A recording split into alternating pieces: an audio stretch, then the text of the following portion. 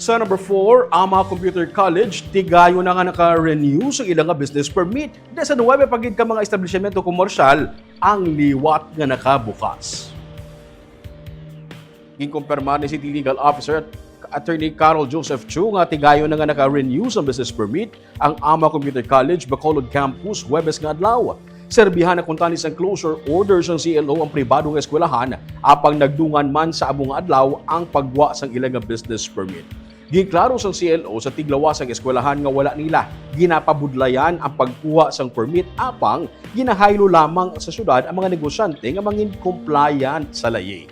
Nangin kontrobersyal ang Ama Computer College matapos nga magreklamo masobra sa 150 ka mga senior high school students bangod wala sila gitugutan nga makigbang sa graduation rights bangod sa ginaligar kakulang sa balayran kag dokumento. Matapos nga nagdangat sa igtalupangod sa mga opisyal ang among issue, ginatagan sa eskwelahan sa isa ka special graduation rights ang nasambit ng mga estudyante sa tong Hulyo 21. Samtang may 19 pagid ka mga establishmento komersyal nga ginseradaan ng CLO, ang tigayo naman nga nakaproseso sa ilang mga kulang nga mga dokumento rason nga nagbukas sila liwat.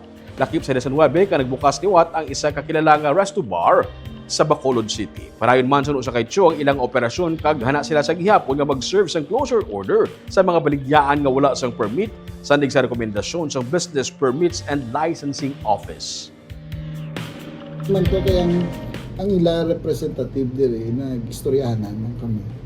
Well, sa Partsang City, gin-express man namon ang amon trust why we are doing this. Kaya gin-explain namon sa ila nga hindi niya nga pabudlayan ang mga negosyante or establishment ni sa aton o mga institutions. This is ang aton sini is compliance sa mga regulatory requirements naton.